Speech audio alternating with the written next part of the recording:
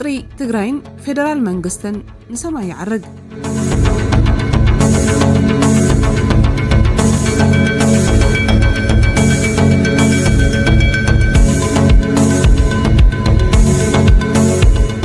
سلام تخطاتلتي تلفزيون إرسات أبي مانغو كل التجراين فيدرال منغست إثيوبيان زلو وطري أبزت حساسب درجة كم زبطحه كابتا خللي وصو زلو مرداتات يحبرو أبزغنا أبعبيت خدماتات تجراي عمقات زلو وعلاتات تخايدهم أتخلل مسي منغستي فيدرال زلو ركب كم ستقارصة زتحبرلون كأنت أنفتات استنت أرلون كم سخونة تقليز الله هزب تجراي لولاونة خونة قطباوي عقمو بعلو كاب مرققات وطاي كالام مراتي أبزي بلو درجة كم استبتحه لعلوت مرحت تاكلل نتستأكبا كفال حبرة تسب كجنزبو تسميع ميام نزي سيعبو نزفتر زخوني يخون حدقا خونة تتعبو أنا من مكادمة مدلوات كجبرون التحساسي بومالو بخالقت دما نايو كينات مودعتا بذات مفتاح كم زخونة كابت زحالفة بممهار زيد ان مسواتن عنواتن كدما مبتحو كلهم حايلتات سلاموي من قدد راي كتقامو سمويا انا التحساسو يركبو نزي أمانغو كل التجراين منغس فيدرالن النابرغة ناب سماي زعرق كم زلو هلو تبارعي كونتات زي مكداون تتقابوان زملكت أبتاب كم زسعب عدالينا لنا نختكتاتلو بخبرنا عدم دحرتي أبي حدار كل تشحن عسران كلتن أبي دوب أفريقيا استفرم وعل سلام بريتوريا أبي مانغو فيدرال منغس إثيوبيان جزياو من محدار تجراين بتنتأطاري زحشارك كم من باري فلد كاور حمد قابيت كل تشحن 24 جميرو جزياو من محدار تجراي فريسو اتسلطان بهوحات بممنطالو ركب تجراين فيدرال منغستن النحرف فغيرو أبزوان أب منغو كلتيهم وغنازلو زي متأممانن فحفح بوليتيكان مليسونا قددي خيط مهلاو زتفلالي وغنات يتنقلو كاب مغنياتات نايتنا قدد زخير زلو رح تقدمو زتكاس مسرح ملغاس أطوار دوم بالو غينو منغست فيدرال بمسارة وعل بريتوريا تقادلت تجراي بملؤم أطوارو ما ركبهم ناب حبرة تسابي تحوسو أبي زبل قدم خنتا غميتو مسمحي فلاد بوغن تجرايجن وحسنتن دحنتن هزب تجراي كي ترقاقصن كالوت حايلتات كابتا كلل كيوصن اتي مسرحتي ملؤ بملؤ كتكبر كم زيكل እናገለጸ መጽዩ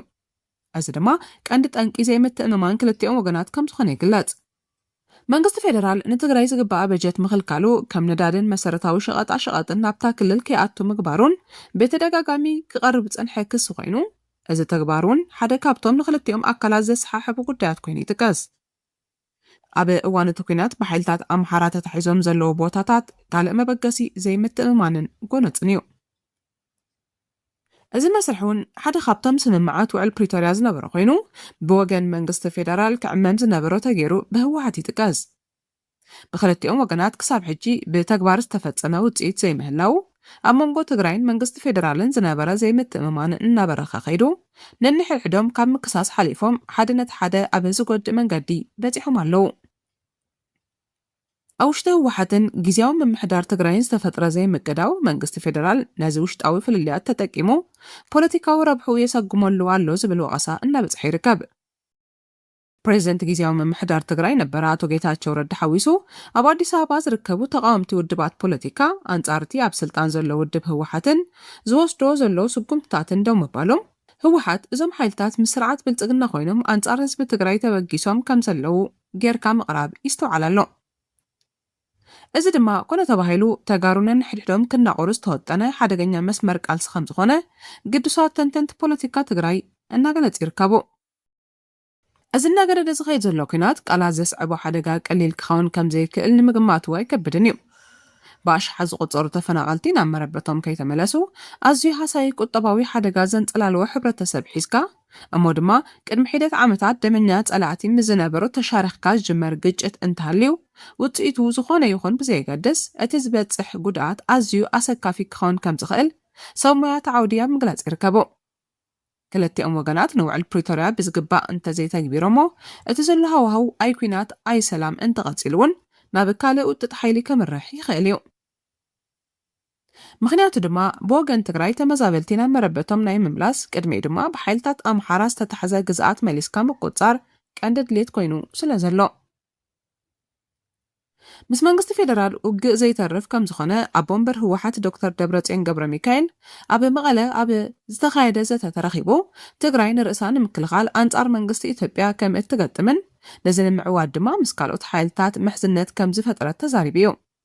ብተመሳሳሊ ወይዘሮ ፈትለወርቅ ገብረ እግዚኣብሔር ኣብ ዝመርሐቶ ዋዕላ ከም ዝገለጸቶ ድማ ትግራይ በይና ከም ዘይኮነትን ኣብ ዙርያ ኣዲስ ኣበባ ኣንጻር ሰልፊ ብልጽግና ዝቃለሱ ሓይልታት ከም ዘለዎም በመጥቃስ ምስ መን ሓቢሮም ይሰርሑ ከም ዘለዉ ኣንፊታ እያ። ኣቶ ኣለም ገብረዋህድ ኣብ ዝመርሖ ዋዕላ ከተማ ሓውዜን ድማ ዝኾነ ጥዕና ዘለዎ ትግራዋይ በቲ ዝወፅእ ሓድሽ ኣዋጅ መሰረት ክስለፍን ነቲ ምስላፍ ካብ ምቋም ክቆጠብን ኣተሓሳሲቡ እዩ። ኣብዚ እዋን ኣብ ትግራይና ብምግዳል ምውፋር ብሄራዊ ግቡእ ኮይኑ ከም ዘለውን ገሊጹ ኣሎ። ኣብዚ እዋን ኣብ ትግራይ ናብ ምግዳል ምውፋር ብሄራዊ ግቡእ ኮይኑ ከም ዘለውን ኣገንዚቡ እዩ። ብወገን ህወሓት ትግራይ ኣብ ውሽጢ ከቢድ ብሄራዊ ስጋት እትርከብ ከም ዘላን ነዚ ስጋት ምውጋድ ዝከኣል ድማ ኩሉ ዓቕሚ ዘለዎ ትግራዋይ እንተተጋዲሉን እቲ ነዚ ዘይከኣለ ድማ ደጀን ኮይኑ እንተተሓባቢሩን ጥራይ ከም ዝኾነ ኣብ ስምምዕ ተበፂሑ ናብ ትግበራ ተኣትዩ ኣሎ። ብመሰረት እቲ ኣብ ትግራይ ዝወፅእ ሓድሽ ኣዋጅ ነቲ ልዕሊ ኢሉ ዝተጠቕሰ ውሳነ ዝፃባእ ዝኾነ ይኹን ምንቅስቓስ ብከቢድ ዝሕትት ተግባር እዩ። ምስ እዚ ዝተኣሳሰረ ድዩ ኣይኮነን እኳ ንጹር መረዳእታ እንተዘይተረኽበ ንሓደ ዓመት ፕሬዚደንት ጊዜያዊ ምምሕዳር ትግራይ ኮይኑ ዘገልገለ ሌተናል ጀነራል ታደሰ ወረደ ኣብ ጥቡቕ ሓለዋ ድሕሪ ምጽናሕ ካብ ዝሓለፈ ሰሉስ 21 ሓምለ ጀሚሩ ካብ መንበሪ ቤቱ ናብ ዘይተፈልጠ ቦታ ከም ዝተወስደ ይሕበር ኣሎ። ጉዳይ ትግራይን መንግስቲ ፌደራልን ጉዳይ ሃገር ጥራይ ኮይኑ ዝቕጽል ኣይኮነን። እቲ ኣብዚ እዋን ዘሎ ምውጣት ቅልጡፍ ሰላማዊ መፍትሒ ዘይረክብ እንተደኣ ኮይኑ ንምሉእ ዞባ ቀርኒ ኣፍሪቃ ዝጸሉ ክኸውን እዩ። ድሮካ እቲ ምስሓብ ምስ ኤርትራ ሱዳንን ግብፅን ክተኣሳሰር ጀሚሩ ኣሎ። ነዚኡ ድማ ንኣሜሪካ ሓዊሱ ኣህጉራውያን ትካላት ብትኹረት ኣኽብሮት ዝከታተልኦ ዘሎ። ኣብዚ ሰሙን ልኡኽ ኣሜሪካ ኣብ ምብራቕ ኣፍሪቃን ዓረብን ምስ ሚኒስትራት ጉዳያት ወፃኢ ግብፂ ኤርትራን ሶማልያን ኣብ ዞባዊ ዛዕባታት ኣተኪሩ ከም ዝዘተየ ዝዝከር እዩ። እቲ ኣብ ትግራይ ዘሎ ውሽጣዊ ፍሕፍሕ ኮነ ብደረጃ ሃገር ዘሎ ጫፍ ዝበፅሐ ቅልውላዊ መፍትሒ ክረክብ እንተኮይኑ ውዕል ፕሪቶርያ ብምሉእ ፍቓድን ምትእምማንን ምትግባር ከም ዝኾነ ብዙሓት ይሰማምዑ። እዚ ድማ ብወገን መንግስቲ ፌደራል ዘይሕጋይ ወተሃደራዊ ሓይልታት ካብ መሬት ትግራይ ብምውፃእ ተፈናቐልቲ ናብ ገዝኦም ክምለሱ ክሰርሕ ኣለዎ። መሪሕነት ትግራይ እውን ውሽጣዊ ኣፈላላዮም ዓልዮም ብሰላማዊ ፖለቲካዊ ዘተ ጥራይ ሕቶኦም ክምለስ ክሰርሑ ከም ዝግባእ ተንተንቲ ይገልጹ። ኣህጉራዊ ሕብረተሰብን ሕብረት ኣፍሪቃን ነቲ መንጎኛ ኮይኖም ክፍረም ዝገበርዎ ውዕል ኣብ ምፍጻም ዝለዓለ ድፊኢት ክገብሩ እንተኽኢሎም ነገራት ናብ ሰላማዊ መንገዲ ናይ ምምጻእ ዕድል ከም ዘለዎም ካብቲ ዝሓለፈ ብምብጋስ ዝዛረቡ ብዙሓት እዮም። እቲ ዝሓለፈ ደማዊ ኩናት ዝተዛዘመ ካብ ዓውደ ውግኣት ናብ ዘተ ብምውራድ መንባሩ ብምዝኽኻር ነቲ ሰማይ ዓሪጉ ዘሎ ወጥሪ ክሃድእ እጃሞም ክገብሩ ተፅቢት ይግበር። ብወገን ህወሓትን ሻዕብያን ዘሎ ብስን ጽምዶ ዝፍለጥ ርክባት ነቲ ወጥሪ ሰማይ ንኽዓርግ ዓብይ ኣበርክቶ ከም ዝገበረ ዝፍለጥ እዩ።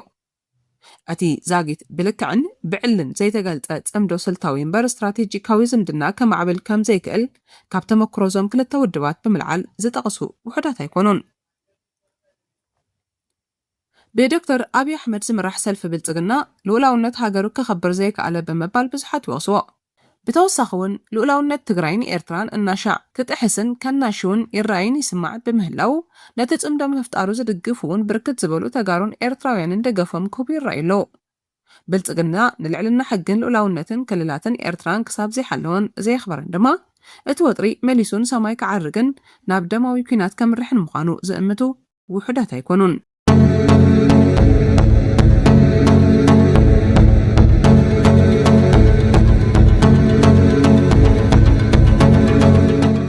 ኩነታት ሱዳንን ኤርትራን ስጋት ቀርኒ ኣፍሪቃን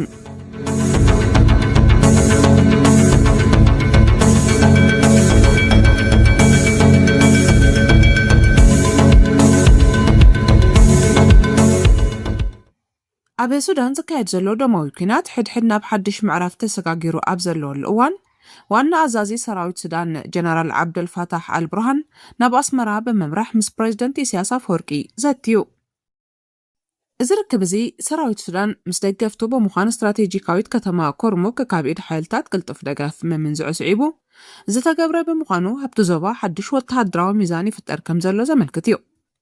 ካብ ዲፕሎማሲያዊ ደገፍ ናብ ቀጥታዊ ወተሃደራዊ ንምስግጋር ነዊሕ እዋን ስሉጥ ዲፕሎማሲ ክትክተል ፀንሐት ኤርትራ ሕጂ ግን ኣብ ሱዳን ዘለዋ ተራ ካብ ደገፍ ሓሊፉ ናብ ቀጥታዊ ወተሃደራዊ ተሳትፎ ተሰጋጊሩሎ።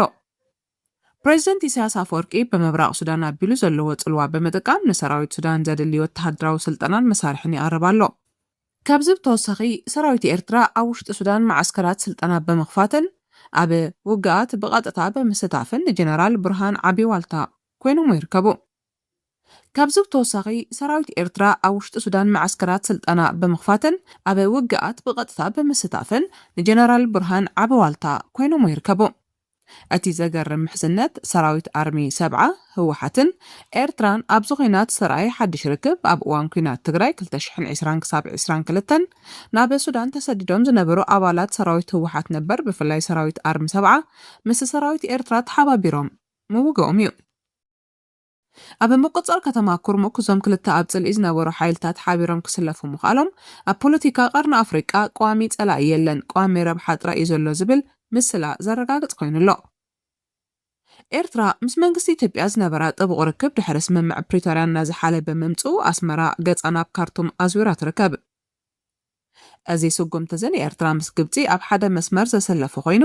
ክልቲአን ሃገራት ንሱዳን ከም መሳርሒ ብምጥቃም ኣብ ልዕሊ ኢትዮጵያ ጸቕጢ ንምፍጣር ይሰርሓ ኣለዋ። እቲ ጽምዶ ተባሂሉ ዝጽዋዕን ብኤርትራ ዝምራሕን ጸረ ኢትዮጵያ ግንባር ኣብ ክልላት ኣምሓራን ኦሮምያን ንዝንቀሳቐሱ ዕጡቓት ደገፍ ብምሃብ ኣብ ተኣፈፍቲ ዶባት ከም ወልቃይት ሕሞራን ቤንሻንጉልን ዘይምርግጋእ ንምፍጣር ይጽዕር ከም ዘሎ ጸብጻባት ይሕብሩ።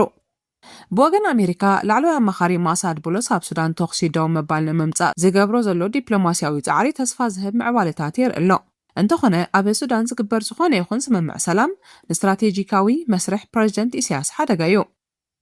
ምክንያቱ ኩናት ሱዳን ምዕቃም ማለት ኤርትራን ግብፅን ኣብ ልዕሊ ኢትዮጵያ ንምድላው ዝተጠቕማሉ መድረኽ ኩናት ምዕጻው ማለት ብምዃኑ ብወገን ኢትዮጵያ ዝተዋህበ ምላሽ ቀዳማይ ሚኒስትር አብይ አሕመድ ኣብ ቀረባ ግዜ ኣብ ባይቶ ኣብ ዝሃቦ መግለጺ እዚ ዝፍጠር ዘሎ ጸረ ኢትዮጵያ ግንባር ንልኡላውነት ሃገሩ ዝትንክፍ ዓቕሚ ከም ዘይብሉ ብምትእምማን ተዛሪቡ እዩ። ሰራዊት ኢትዮጵያ ውሽጣዊ ግጭታት ኣተኪሩ እኳ እንተሃለወ ኣብ ዶባት ትግራይ ዝረኣዩ ዘለዉ ወተሃደራዊ ምንቅስቓሳት ግን ብንቕሓት ይከታተሎም ከም ዘሎ ይፍለጥ። ከምቲ ተመራማሪ ማህደር ነሲቡ ዝገለጾ ኣብ ሱዳን ዝካየድ ዘሎ ኩናት ኢዳ ኣታውነት ቀዳማውያን ሓይልታት ብፍላይ ናይ ኤርትራ ጠጠው እንተዘይሉን ወተሃደራዊ ሓይሊ ንሲቪላዊ ምሕደራ ተገዛእ እንተዘይኮይኑን እቲ ዞባ ናብ ዝበኣሰ ደማዊ ኩናት ከምርሕ ይኽእል እዩ። እቲ ሕጂ ዝረአ ዘሎ ምስሓብ ሱዳን ናይ ገዛእ ርእሳ ሰላም ንምምጻእ ዘይኮነስ ንጎረባብቲ ሃገራት መጥቅዒ ንምግባር ዝዓለመ ምዃኑ ንቐጻሊ ሰላም ቀርኒ ኣፍሪቃ ዓቢ ስጋኣት ኮይኑ ቀጽሉ ከም ዘሎ ብዙሓት ተንተንቲ ገልጽሉ ኣብ ዘለውሉ እዋን ኣብ መንጎ ሰራዊት ሱዳንን ሓይልታት ቅልጡፍ ደገፍን ዝካየድ ዘሎ ኩናት ብዝኸፍአ መልክዑ ይቕጽል ከም ዘሎ ማዕከናት ዜና ይጽብጽባ ኣለዋ። ሰራዊት ሱዳን ኣብ ከባቢ ካርቱምን ኦምድርማንን ስትራቴጂያዊ ቦታታት ንምቁጽጻር ሓደሽቲ መጥቃዕትታት ይፍጽም ኣብ ዘለውሉ እዋን ብወገን ምብራቕ ሱዳን ከባቢ ዶብ ኢትዮጵያን ኤርትራን ሰራዊት ሱዳን ምስ ዓሌታዊ ዕጡቓትን ደገፍ ወጻእን ብምዃን ጸብልልታ ንምርካብ ይጽዕር ኣሎ። ኤርትራ ኣብዚ ኩናት እትጻወቶ ዘላ ተራ ንዓበይ ምምጽኡ ኣብቲ ዞባ ሓድሽ ወተሃደራዊ ሚዛን ይፈጥር ከም ዘሎን ኣብ ልዕሊ ኢትዮጵያ ጸቕጢ ንምፍጣር ዝዓለመ ምዃኑን ተንተንቲ ፖለቲካ ይገልጹ። ሱዳን ኣብዚ እዋን እዚ እቲ ዝኸፍአ ቅልውላው የጋጥም ኣሎ። ብሚልዮናት ዝቑጸሩ ሱዳናውያን ካብ መረበቶም ተመዛቢሎም ይርከቡ። ሕጽረት ምግቢ፣ መድሓኒትን መሰረታዊ ቀረባትን ኣብቲ ሃገር ኣዝዩ ተጋዲዱ ኣሎ። ኣብ ገለ ከባቢታት ድማ ጥሜት ክኽሰት ከም ዝኽእል ውድብ ሕቡራት ሃገራት የጠንቅቕ ኣሎ። ብኣሜሪካን ስዑድ ዓረብን ዝምራሕ ጻዕርታት ተኽሲ ደው ምባል ይቕጽል እኳ እንተሃለወ ክልቲኦም ተዋጋእቲ ወገናት ግን ኣብ መሬት ዘሎ ወተሃደራዊ ዓወትን ንምጉልባት ይጽዕሩ ምህላዎም ክሳብ ሕጂ ውጽኢታዊ ስምምዕ ክመጽእ ኣይከኣለን። ብሓፈሻ ሱዳን ኣብ መንጎ ውሽጣዊ ኩናትን ደጋዊ ኢዳ ኣታውነትን ተሓጺራ ኣብ ኣዝዩ ዘተሓሳስብ ኩነታት ትርከብ።